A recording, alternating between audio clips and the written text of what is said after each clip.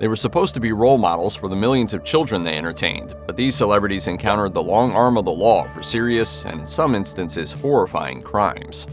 Debby Ryan started her career in kid stuff when she was just a kid herself, appearing in a Barney home video at age 13 before becoming part of the Disney tween entertainment complex.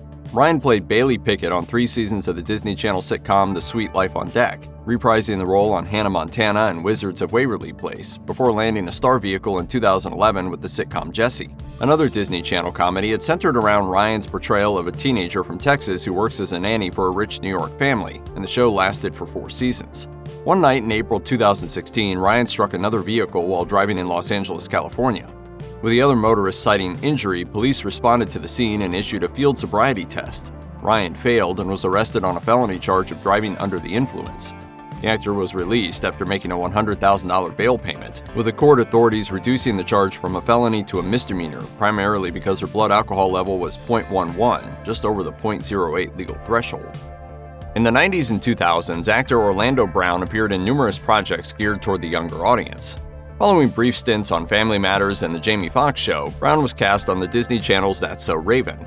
Opposite the titular teenage psychic, Brown played Raven Baxter's overly confident and smooth-talking best friend Eddie. Concurrent with his role on the popular long-running 2000s hit, Brown voiced Sticky Webb on Disney's The Proud Family and recorded music for the company.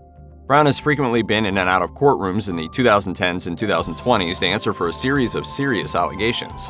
Following a 2011 conviction for driving under the influence in California, he failed to complete a court-ordered alcohol education course, so a warrant was issued and Brown was arrested. He didn't show up for that court date and was arrested once again. In 2013, Brown was held by police in North Hollywood for an outstanding warrant following an arrest for suspicion of drunk driving. A little over a year later, in 2014, he showed up late at night at the apartment of a woman he alleged was his stalker and threatened to kill the individual, her mother, and her child. That earned Brown charges of disturbing the peace and public intoxication. Then in 2022, police in Ohio arrested and charged him with misdemeanor domestic violence charges. According to reports, the actor allegedly threatened violence against his brother with a hammer and a knife blade. I was going through some stuff, man. You know what I'm saying? I was going through some early 20 stuff, man. A prolific character actor in the 90s and beyond, Stoney Westmoreland made a career out of appearing in long-running TV series. He popped up on the likes of Scandal and Agents of S.H.I.E.L.D. before he landed arguably the most prominent role yet in the Disney Channel's Andy Mack. It's a sitcom about a teenager coming to grips with the news that who she thought was her older sister is actually her biological mother, and her parents are really her grandparents. Westmoreland portrayed Andy's kind grandfather, Ham Mack. In December 2018, Westmoreland was fired from Andy Mack immediately following his arrest in Salt Lake City on charges of enticing a minor and sending inappropriate materials. The actor attempted to coerce a supposed 13-year-old he met on the internet into a sexual act in a hotel room. Westmoreland was busted because the 13-year-old was actually an undercover police officer. Released but under supervision by authorities, Westmoreland returned to prison after police couldn't access a room at his home, and the actor refused to turn over digital records. The case culminated in a 2-year federal prison sentence for him.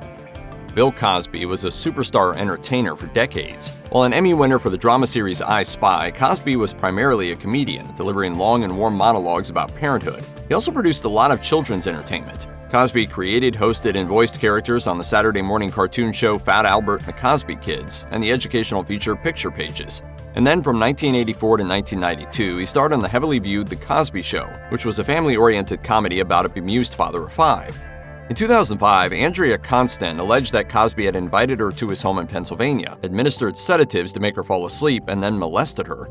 Prosecutors didn't file criminal charges, but Constand filed a civil suit in which 13 women came forward to serve as witnesses and alleged Cosby assaulted them in a similar fashion. The case was settled out of court, but in 2015, prosecutors revisited Constand's case and filed criminal charges against Cosby. Over the next 2 years, 60 women accused Cosby of a slew of sexual offenses that stretched back to the 1960s, including fondling, assault, and rape. In his 2018 trial, Cosby was found guilty of 3 counts of aggravated indecent assault and sentenced to 3 to 10 years in prison. He was released in June 2021 after the Pennsylvania State Supreme Court reversed the conviction, ruling that Cosby didn't receive a fair trial. Cosby was a very powerful man, and probably still is. Following the path set forth by previous surfer dude types like Sean Penn in Fast Times at Ridgemont High and Keanu Reeves in Bill and Ted's Excellent Adventure, Sasha Mitchell joined the cast of kid-friendly sitcom Step by Step in 1991. He played Frank Lambert's nephew Cody, who lived in his van in the driveway. A breakout character on Step by Step, Mitchell's likable Cody just kind of hung around to say and do ridiculously silly things. In April 1995, Mitchell was arrested in Los Angeles after police responded to a 911 call at the actor's home. He reportedly attacked his wife while she held their 7-year-old daughter, then kicked a hole in a door to access her when she hid in a bathroom. Mitchell made bail, but his trial was delayed after his spouse alleged more abuse, including incidents that left her with a concussion and broken eardrum. The actor was ultimately charged with 2 counts of battery, 1 of spousal abuse and 1 of child endangerment.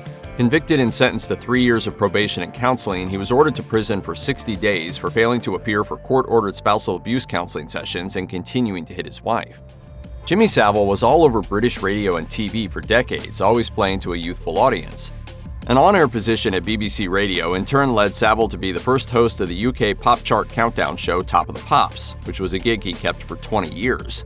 In the midst of that run, introducing pop singers and rock bands to the audience, Savile started Jimmy'll Fix It. It was a charitable annual holiday program that granted wishes to needy viewers, which were most often children. Over the decades, rumors spread about Savile's predilections and potentially criminal behavior, all of which he publicly denied. In the 1980s, a woman told London police that Savile assaulted her in his van in a BBC parking lot, but the charges didn't stick.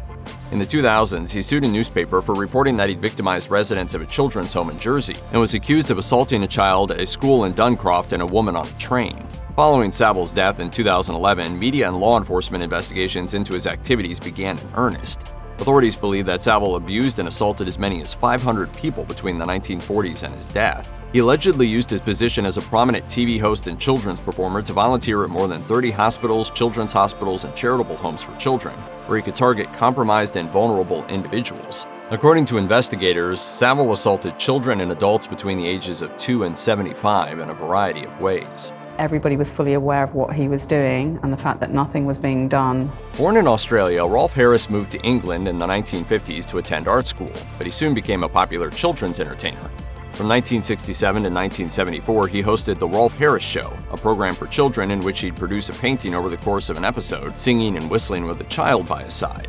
Also a musician, he popularized the instrument known as the didgeridoo outside of Australia when he used it in his 1960s novelty hits Tie Me Kangaroo Down Sport and Two Little Boys. In 2012, London and national UK agencies started a sting operation into historical sexual assault allegations against entertainers. Authorities searched Harris's home, and after further investigation, the host was charged with 9 counts of indecent assault on 2 teenage girls in the 1980s and 4 counts of making indecent photographs of a child in 2012. Prosecutors levied 3 more indecent assault charges after 2 more victims came forward, reporting abuse dating to 1968. Harris was convicted on 12 counts of indecent assault against 4 girls. In 2014, he was sentenced to 5 years and 9 months in prison, and he was released in 2017. He died in 2023. By 2019, Fantastic Adventures was one of the more popular kid-focused content channels on YouTube.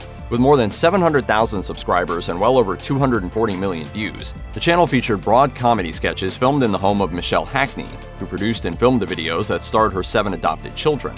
In 2019, police in Arizona arrested Hackney and her 2 grown sons on allegations that she abused the children in order to ensure proper performances in Fantastic Adventures clips. According to police, Hackney denied food, water, and restroom access to the children. She was also accused of striking them and deploying pepper spray if they didn't do what she directed them to do on camera. Some of the children told authorities that their adopted mother violently hit them with a clothes hanger, belt brush, and knuckles, and kept them out of school to make videos. Hackney faced 7 child abuse charges, 5 of unlawful imprisonment, and 2 of child molestation. However, she died of natural causes before she could stand trial. If you or someone you know may be the victim of child abuse, please contact the Child Help National Child Abuse Hotline at 1-800-4A-CHILD, 1-800-422-4453, or contact their live chat services.